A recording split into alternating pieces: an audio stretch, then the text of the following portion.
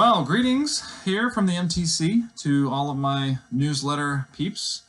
It's good to be doing another one of these. Haven't done one since December, so I thought it would be good to do another one. I usually try to do it every once a quarter. Once support raising time comes closer, it'll be more like once a month. But at this time, hopefully I'll do probably another one at the beginning of next semester, which would be like August. But yeah, I just wanted to sort of update you a little bit with what's going on here at the MTC. And so obviously everything is different because coronavirus. I call it the Corona time because everything is just a whole different time right now. But yeah, but I'm actually secretly loving it because it just means that everything is on hold and we get to go outside and all of our busy schedules are totally obliterated, which means that you just get to walk around in the warm weather and see other people on campus. There's like a ton of people here on the campus, and we still keep social distancing, so don't worry about that. But you see people outside, you talk to them, and you just sort of hang out, and everyone else ain't doing nothing either, so you just get to hang out. And I take a bunch of rides on my moped, and I've gotten to explore the entire lakeside area, and it's been really fun. Not to make light of the situation, but it's been nice just to be able to hang out with people that I probably wouldn't have been able to hang out with as much if it weren't for this situation. So it's been pretty cool. We watch movies outside and different stuff like that. But there definitely has been some changes. Like obviously, as you probably know, the graduation was canceled, and so Parents Weekend was canceled. Everything that we were going to do in that time sphere, nobody was allowed to come on campus, obviously, because they were being locked down as well in their states. And so so that was canceled. And then the Lighthouse Ministry, actually, that we do on Thursdays, got canceled as well. And that was pretty cool because, I mean, not getting canceled, but the Lighthouse Ministry was really cool because it was probably the most life-changing experience that I've had since I've been at the training center. And it's been through the Lighthouse Ministry, just getting to minister with those guys, to those guys, and just being able to teach the Bible and figuring out how to teach it in an FBT way, which stands for Foundational Bible Teaching.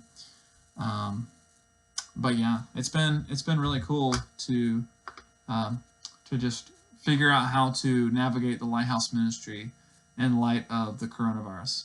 Because basically what we're doing, we're still doing videos for the guys, so we're still doing the teaching. In fact, we're actually still meeting on Mondays to be able to go through the lessons and try to give some tips or hints some people on how to sort of teach it. And like we're about to actually teach the resurrection of Christ and the ascension, so you could pray for that if you see this before, like this Thursday or Friday. They're going to be teaching through the resurrection of Christ, and so this really is like the final climax of our teaching time, which we were planning on getting to at this time anyway, but we were planning on getting there in person, because basically we would come and we'd teach, we'd hang out, and then we'd go to the small groups and just kind of talk about our lesson and just life, and it's just discipleship. It's really cool to be able to do that. But it's still cool because sometimes we'll go to Walmart and we'll run into one of the guys. I just saw one of them the other day, and we were just catching up on life, and so that was really cool too. But so it's not completely like we can't do ministry anymore. There is still examples of being able to further the reach of the gospel. So that's been really cool.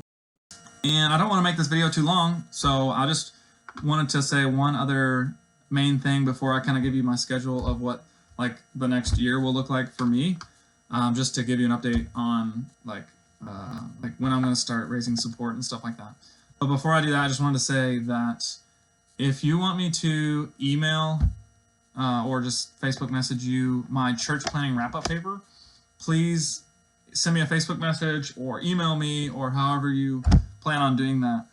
I wrote a paper I wrote they at the end of the training they have you write a paper that's basically wrapping up your entire training in a concise like paper, and that was very helpful for me. It was very fruitful to like have to think through everything and express it in paper form, and you're just trying to basically give the whole strategy of what the ministry will look like as you go to your E2, like in Indonesia, what that would look like when you're learning the national language, what that would look like, what the E3 context will look like when you're actually in the tribe, and all these different like step-by-step things. You're trying to give a very concise statement on each of these different steps in the maturing church plant. And so that was really good and helpful for me. And so I think it would be very helpful for you to be able to receive a copy of that as well, because then, especially if you're looking to support me in the future, just so that you can get a good idea about what exactly I'll be doing, why discipleship takes a long time. Obviously, disciples can't be made in like a couple days, or even a couple years. Like it takes a long time to actually make mature disciples of Christ. And so if you want to just get a clearer glimpse of what I'll be doing, and while I'm over in Indonesia, or just drop me your just send me an email or something like that, so I can send it your way.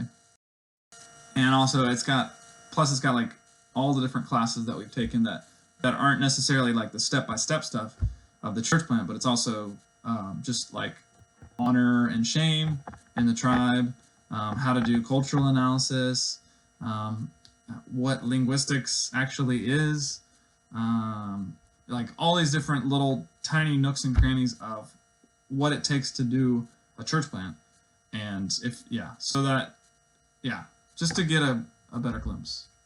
But anyway, to finish this out, I just wanted to give you a very like brief summary of basically the next year or two of my life, although like maybe more like half a year. But as of right now, I am taking linguistics with Jim Posetti. He's like super smart guy who's teaching us how to study languages in general. So you're taking like over 100 different languages, and you're analyzing all the little tiny little pieces of the language to basically, you're trying to analyze how that person speaks in their mind as you're looking at their language from the outside. So you're looking at their language from an outsider's perspective, and you're trying to determine how they look at it from an insider's perspective, remembering that they don't have a written language. So you're trying to develop basically like an alphabet so that they can use that. And then when you translate the Bible, you'll be able to use that alphabet to use that as your letters to do that. And so I'll be here at the training center until June 13th. And then I'll basically come back to Roanoke for a week. And if you know Kalen Duran, I'll be in his wedding on the 20th of June. And then after that, I'll be leaving for North Carolina. I'm going to go to speak at Camp Marywood for a week from June 22nd until the 27th of June. And then right after that, on the 27th of June, there'll be a 2-day turnaround. I'll go to Alaska to work in the fish industry up there. I'll leave on a plane June 29th to basically work in quality control in the fish industry to make sure everything is up to snuff up there. And then on the 27th of July, I'll come back from Alaska. So that's basically like 4 weeks that I'll be in Alaska. And then I will actually drive back to Missouri on July 29th. So there might be like a 1-day turnaround before I go back to Missouri. And then I'll be actually here in Missouri for the next probably like 5 weeks. I think it's like 5 weeks. And then I'll go to Oklahoma, which is where we'll actually learn the Cherokee language from our language helper. We'll actually have a Native American who knows Cherokee, and he'll teach us small parts of their language. Not that I'll know the whole language by the end, but I will have enough understanding to be able to analyze the language and be able to understand it from an insider's perspective. And then in December 17th, I'll finish up linguistics. And then I'll be done with that, and I'll come back home for like 2 weeks. And then I'm going to take a vision trip to Indonesia, hopefully at the end of December. And that probably take about 2 weeks. So I'll probably be in Indonesia about 2 weeks. And then I'll come back to Virginia.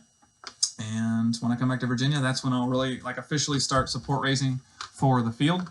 And so I'll be coming around to different churches, different individuals, and just hopefully just sharing what I'm going to be doing and just building relationships, really. That's kind of the main part of what support raising is about. And so I'll be doing that until May of, 2021. And then that'll be from May, so I'll be support raising in Virginia from like January until May of 2021. And then I'll take a Greek course in Missouri from May to July, Lord willing, obviously, with all the coronavirus stuff. So I don't know what is really going to happen, but this is all sort of tentative. And then in July, I'll come back to Virginia and finish out support racing before I go to the field. And then I'll go to the field either November or March of that next year. So I'll either be going to Indonesia November 2021 or March 2022. So that is the plan. And that's basically, I just wanted to kind of update you guys. I don't want this video to be too long. So, but yeah, just email me or just message me on Facebook or something if you would like me to send you a copy of the church planning wrap-up paper. And just please pray for my linguistics class, that I could understand all these crazy concepts about language, because languages are actually quite complex. And so if you think about me, just pray that I could just grasp all this stuff and just continue to ground myself in the Lord Jesus Christ and just firmly root myself in Him and nothing else. And so just thank you for all you guys out there and girls just praying for me and just showing that you care. And thank you.